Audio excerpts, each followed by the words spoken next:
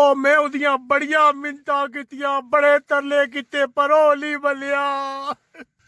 अस्सलाम वालेकुम भैनों ते भरावो, मैं तुहाडा अपना चौधरी परवेज टन टना टन। तुसी भी सोचदे होगे कि चौधरी आज परेशान क्यों बैठे है। गड्डी भी ऑफ की, शीशे भी बंद किते। आखिर चौधरी नाल होया ते होया के है। आज चौधरी बड़ा दुखी है, चौधरी नाल फिर धोखा हो गए। भरावा होया के है कि सुबह सुबह मैं जागया, मामूल के मुताबिक नाश्ता किया, काम ते टुर गया, फिर सवारियां लभदा रहा। तुहानू पता टैक्सी ड्राइवर का एक टारगेट होंदा है, जब तक वो टारगेट पूरा ना हो घर नहीं वड़दा। चौधरी भी खुश खुश अपना टारगेट पूरा किया ते सीधा घर आ गया।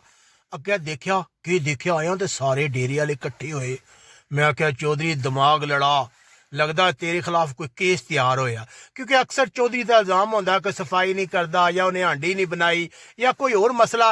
फिर सारे इकट्ठे हो जाते हैं, मेरा इंतजार करते हैं। जिस वेले मैं आमदा तो सारे जड़े आपस ही फैसला करते हैं, तो फिर उस तो बाद कहते हैं चौधरी तेनू जुर्माना हो गया। मैनू कहते हैं चौधरी रोटी खा लै, तेरे नाल कोई जरूरी गल करनी है। मैं क्या, मैं समझ गया। मैं रोटी खाधी, पर रोटी जी है मेरे गले तो थले ही ना जाए। मैं क्या अज पता नहीं केड़ा केस है। मैं तो सवाई भी की, हांडी भी बनाई है, पता नहीं हो सकता। आधे हुण में चौधरी तू अपनी वारी तो समान ने लै गया। आखिर मैं आ गया, बैठा तो मैनू कहते ओ चौधरी तेन पता जिंदगी 4 दिन की है। मैं क्या मैनू पता 4 दिन की है। वो बिच 4 दिन तो चौधरी दे टैक्सी चलाने निकल गए।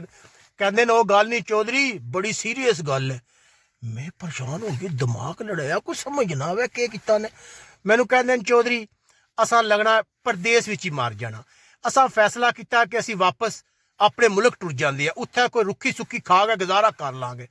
पता है अक्सर है डेरिया तो होंदा है, जदों तुसीं काम तो आवे तो सारे बह के सलाह मशवरा करन लगे होंदे ने कि इत्थे दी जिंदगी कोई नहीं, वापस टुर जाना चाहिए।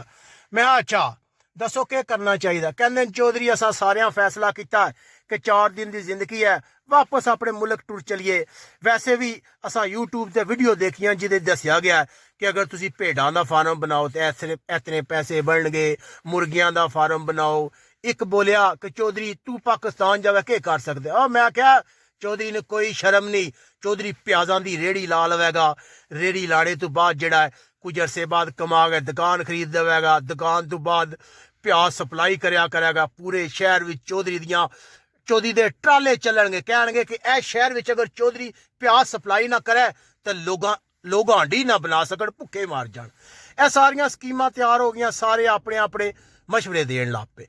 उस तो बाद होया कि सारे मामला तय पा गए कि पाकिस्तान जाएंगे। मैं भी आख्या ठीक है, कल आमदियां तो गल होंदी है। उन्हें ठीक है। मैं काम ते टुर गया, राह च सवारियां बहन वो देखण मेरे कई सवारियां पूछा चौधरी तू परेशान थे ने। और मैं क्या नहीं नहीं मैं परेशान ना, वैसे ही मैं जरा सोचन लगी हाँ तुहाडे बारे सोचदा पिया कि इतनी महंगी टैक्सी है, तुसी गरीब लोग किस तरह अफोर्ड करोगे। वो खुश हो गए, कहते चौधरी पहला टैक्सी ड्राइवर देखिया जिहड़ा साडे बारे ही सोचदा। अच्छा जी, मैं अद्धी दिहाड़ी वापस आया, टारगेट भी पूरा को नहीं किया। जे 300 करदा 200 कर गए, वापस आ गया। मैं क्या पाकिस्तान ही टुर जाना।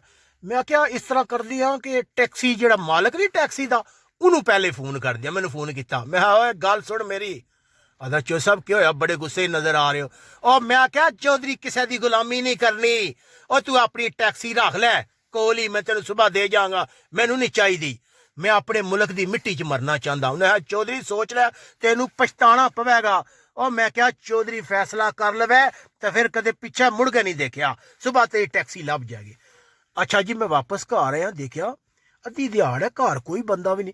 मैं उन्हां विचों इक्की ने फोन किया, और मैं क्या तुसी कितने बेवफा लोग होए, कट्ठे बह के खांदे रहे हो तो तुसी सारे पाकिस्तान टुर गए हो, तो मैनू तुहां दसना भी गवारा नहीं किया।